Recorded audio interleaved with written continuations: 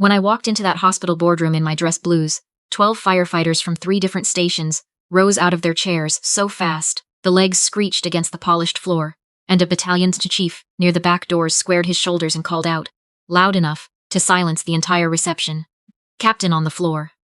The silence that followed wasn't normal silence. It was the kind where you can hear the ice machine humming in the next room. My mother's hand went straight to her chest. My younger sister Quinn stood frozen by the dessert table in her wedding gown, a champagne flute hanging forgotten in her fingers. And my father, the same man who had texted me 18 hours earlier, telling me nobody at this wedding wanted to hear about my little firefighter hobby, looked at me like I'd grown a second head. I used to imagine this moment would feel like winning something. I'd pictured it for almost 15 years, some version of the room finally understanding who I actually was. But standing there in my dress uniform with my captain's bars catching the light, all I felt was exhausted. My name is Charlotte Brennan Hayes. I'm 31. And this is the story of the night my 2 lives, the one my family understood, and the one they refused to, collided in the middle of my little sister's wedding reception in Halifax. Here's the thing about being the disappointing daughter. It never really leaves you, no matter how many years pass or how many letters come after your name. Some part of me will always be the 15-year-old, sitting at our kitchen table on the South Shore, watching my dad beam at Quinn for bringing home another gold star in dance, while I got a lecture about wasting potential, because I wanted to talk about pump pressure and forcible entry instead of university shures. Quinn was the daughter my parents understood completely, soft-spoken, easy to love out loud, the kind of girl who made dinner parties feel warmer just by being in the room. And me? I was the one reading fire science textbooks, under the covers with a flashlight, the one who'd stop our family road trips to watch a structure fire from the highway shoulder, completely transfixed. My father, Graham Brennan, ran a successful accounting firm in Bedford for almost 30 years. A decent man in his own way, but a man who had very fixed ideas about what a respectable life looked like for his daughters. And running into burning buildings, he made abundantly clear over and over again, was not on that list. I still remember the night I told them I'd applied to the fire academy. My mother was plating roast chicken. Quinn, who was maybe 14 at the time, actually laughed out loud before catching herself. My dad set down his fork very slowly. He always did that right before saying something he considered final, and told me I'd get this out of my system eventually. That was the spring after I turned 19. Stephen Harper was prime minister, gas was under $1 a liter, and I had absolutely zero intention of getting anything out of my system. The academy was the first place in my life. Nobody asked me to be smaller, or softer, or more agreeable. Nobody cared if I made polite conversation at the right volume. They cared whether I could carry a hose line up 4 flights with 60 pounds of gear on my back, whether I could keep my head when a room flashed over, whether I could be trusted when everything went sideways. Turns out I could. My family never really forgave me for finding out. Our calls got shorter over the years. I missed 2 Christmases because I was working back-to-back shifts during ice storm season. My dad once introduced me to a neighbor at a backyard barbecue as, "This is our daughter Charlotte, she's with the fire department," in the exact tone you'd use to mention someone's part-time job at a coffee shop. By then I'd been promoted to lieutenant, and was running a 4-person crew on night shift. I just smiled, because after enough years, you stop expecting the correction to land differently. Then, 4 days before Quinn's wedding, my phone buzzed while I was at Station 12 doing equipment checks. The message was from my dad. "Nobody here wants to hear fire department stories at your sister's wedding. Please don't make it about you." I stood there with a hose coupling in one hand, staring at the screen. Through the bay doors I could see late April rain coming down sideways over the apparatus floor. I felt strangely flat. Not angry, exactly. Just hollowed out. After everything, after 12 years on the job, after making captain at 29, one of the youngest in HRM's history, he still thought what I did for a living was something to apologize for. That night I almost didn't go. I sat alone in my apartment in Dartmouth with a glass of wine I wasn't really drinking, just turning the stem between my fingers. No partner waiting up. My ex, Marcus, used to say the job always came first with me. I used to argue with him about that. Sitting there that night, I wasn't so sure he'd been wrong. Around 9, my phone rang. It was Deputy Chief Renata Suarez, my old training officer, the woman who'd pulled me out of a basement fire in my 2nd year. And never once let me forget I owed her a debt I could never fully repay. "Tell me you're still going to your sister's wedding," she said. No hello, nothing, thinking about skipping it. A pause. Then, quieter. "Charlotte, you've spent 12 years showing up for people who never said thank you. Don't start hiding now." That landed harder than I expected. "You really think it matters if I'm there?" "No," she said. "I think it matters that you stop letting them decide who you're allowed to be." I pulled my dress uniform out of the garment bag the next morning. brass buttons polished, the captain's bars sitting heavier on my shoulders than they had any right to, physically. People assume a uniform makes you feel powerful. Sometimes it just reminds you what it costs to earn it. By early afternoon I was driving out toward the venue, some renovated heritage inn near Chester with a view of Mahone Bay, old CBC radio playing low through the speakers. The South Shore in late spring is something else. Fog rolling off the water, lobster boats out past the islands, little white churches every few kilometers. The kind of towns where everyone still waves at strangers from their porches. By the time I pulled into the gravel lot, the late sun was turning the harbor the color of weak tea, string lights already glowing faintly along the patio rail. And, somehow at 31 years old with a captain's bars on my collar, I felt exactly like that 15-year-old at the kitchen table again. My mother found me near the entrance. Linda Brennan, soft green dress, my grandmother's brooch pinned at her collar, a smile that didn't quite make it to her eyes. "Oh, Charlotte," she said, glancing past me toward the gravel lot like she was hoping for a different version of me to step out of the car. "You actually wore it." "Yes, Mom, I did." She lowered her voice, leaned in slightly. "Today's about Quinn's sweetheart. Same melody, different verse, after 16 years. My dad found me a minute later. Even at 63, Graham Brennan still carried himself like a man, used to being the most certain person in any room."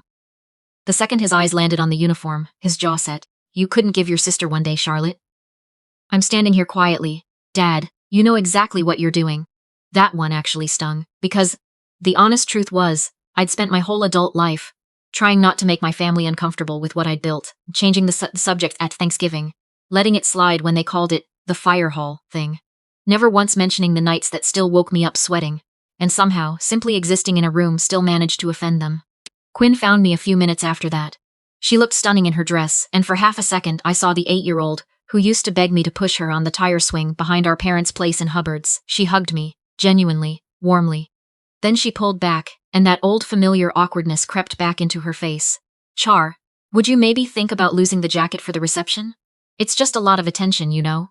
I looked at my little sister, lovely and nervous and still somehow uneasy sharing a room with me after all these years, and I didn't feel angry, just tired, in that bone-deep way. "I earned this, Quinn, I know. I'm not trying to be a jerk about it." She wasn't, but the message underneath was the one I'd been hearing my whole life. Take up less space. Make this easier for everyone else. I found a table near the back of the room for the reception. Away from the family tables, away from attention, or so I thought. A young firefighter I half recognized approached my table about an hour in, clearly working up the nerve. Couldn't have been older than 23. Dress shirt a size too big in the collar. He told me his older brother had been one of the 4 guys I'd pulled out of a row house fire on Gottingen Street 3 years back, when the second floor came down behind us with maybe 4 seconds to spare. He said his whole family still talked about it at Christmas dinner. "My mom lights a candle every March," he said quietly. "The anniversary." Before I could find the right thing to say back, a retired district chief 2 tables over heard him and stood up. Then the guy beside him stood. Then someone from Quinn's husband's side, his cousin, it turned out, also on the job out in Bridgewater, got to his feet too. And then, like something tipping over, every firefighter in that room rose at once, chairs scraping back across the hardwood floor of that old inn all at the same moment, loud as a thunderclap. The string quartet stumbled into silence mid-phrase. Every civilian guest went completely still. I sat frozen for a second, genuinely too stunned to move. Then Battalion Chief Owen McAllister, near the entrance, squared his shoulders, and his voice carried the way, a voice only does after 20 years of giving orders over the sound of a chainsaw or a roaring structure fire. "Captain on the floor." I stood up slowly. In the quiet that followed, I finally looked over at my parents. My mother had her hand pressed flat over her mouth. My dad stood completely still beside her, face pale under the patio lights, like he genuinely couldn't reconcile the daughter he'd spent 2 decades minimizing, with whatever was happening 20 feet in front of him. Owen stepped forward first. "Permission to speak freely, Captain." "You always do anyway." A ripple of quiet laughter moved through the firefighters, easing the tension just slightly. What came after that, I honestly don't have great words for. Guys I'd worked under, and guys who'd worked under me crossed the room to shake my hand. A retired captain introduced me to his daughter, who'd just gotten into the fire program at the Justice Institute out in BC. A man with a noticeable limp came up last. Lenny Faraday, retired now, who I'd spent 6 hours sitting with outside a burned-out duplex on Agricola Street after we lost a family's 2 cats and, much worse, very nearly lost their kid. "Most officers send a card," he said, "stayed the whole night." "That's just the job," I told him. "No, ma'am." His voice went rough. "That's not the job. That's just you." I couldn't say anything back for a second. Standing there, surrounded by all that real, hard-won respect, the only thing running through my head was how badly My whole life, I'd wanted even a sliver of that from my own father. Around 9:30, I slipped out toward the dock behind the inn. The noise from the reception faded out behind me. Mahone Bay stretched out dark and still under a clear sky, a few sailboats rocking gently against their moorings, the air smelling like salt and cut grass. Renata found me out there a few minutes later, 2 glasses of wine in hand. Got lost, she said, by way of explanation. We stood at the rail together for a while without saying much. Then she asked quietly, "You good?" That question nearly undid me. "I'm 31 years old," I admitted, "and I still wanted my dad to look proud of me tonight." "That doesn't really go away," she said. "My father told me he was proud of me exactly once in his whole life. I remember the date better than my own anniversary." I laughed a little at that, despite myself. Then footsteps behind us. I turned, expecting another guest. It was Quinn, still in her gown, that careful look on her face people get when they're approaching something they're scared might break. Renata excused herself quietly. Quinn and I stood at the railing together for a long minute without talking. Finally, she let out a breath. "I owe you an apology, Char. Asking you to take off the jacket. That was wrong of me. And it wasn't really about the jacket." "I know," I said. She looked out at the water. "You want to know something kind of awful? I spent basically whole life thinking Mom and Dad loved me more because I was somehow easier than you." She shook her head slowly, "But tonight I figured out the truth. They never bothered to understand you enough to actually appreciate you." That landed quiet and heavy, the way the truest things usually do. "You were always the brave one," she said. "I should have told you that years ago. You're telling me now." She touched my arm. "For what it's worth, I always told people my sister was a firefighter, like, proudly. Every time." My throat went tight before I could stop it. My mother came out to the dock a little while later, mascara smudged just slightly, looking smaller somehow than I'd ever noticed. She told me she'd kept every newspaper clipping about me. The academy graduation, the promotion to lieutenant, the captain's ceremony, tucked inside an old recipe box in the back of her closet for 12 years. My father didn't know. I just stared at her. "Why hide it?" She looked down at her hands. "Because I didn't know how to be proud of you out loud without your father, feeling like it said something about him." 14 words that explained 16 years. My father came last. He stood beside me at the rail, looking out at the dark water for a long time before he said anything. Then he told me something he'd never told a single person in our family. He'd been 20 in 1981, working the family's fishing boat out of Lunenburg, when his own father, my grandfather, had pulled every string he had to keep him off a crab boat headed out for a winter run that everyone in town knew was reckless, in seas that shouldn't have been fished. 3 of his closest friends went out anyway because their families needed the money. Only 2 came back. I stood at Petey Langille's funeral. My dad said quietly, and all I could think was that should have been me. My dad saved me, and I never forgave either of us for it. The pieces of my whole childhood rearranged themselves in about 4 seconds. His coldness about the academy, the dismissiveness, the need to shrink everything I'd built. It was never about me at all. It was 40 years of shame he hadn't known where to put. "When you walked into a burning building for the first time," he said slowly, "you did the thing I spent my whole life being too scared to even consider. And I didn't know how to live next to that." I leaned against the rail and just breathed for a second. "You could have told me, Dad." He looked at me then. Actually looked at me. For what felt like the first time in years. "Charlotte, I never once stopped being proud of you. I just never figured out how to say it without it costing me something." The words landed somewhere old and tender in my chest. "You had a hell of a way of hiding it." "I know." He nodded slowly. "I know I did." The next morning I was checking out of my hotel room before sunrise.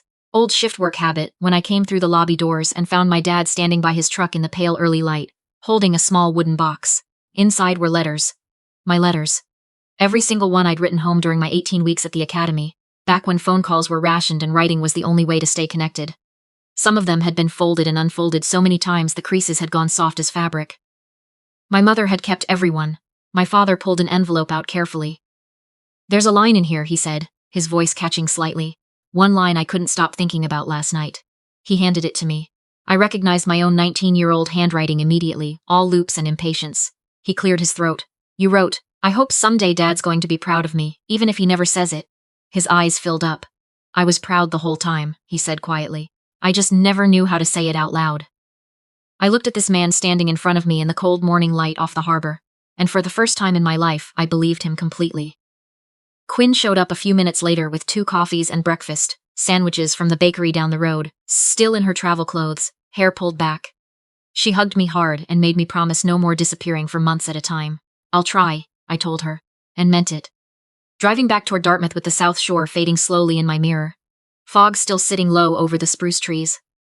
I kept turning something over in my head that had taken me 31 years to actually understand.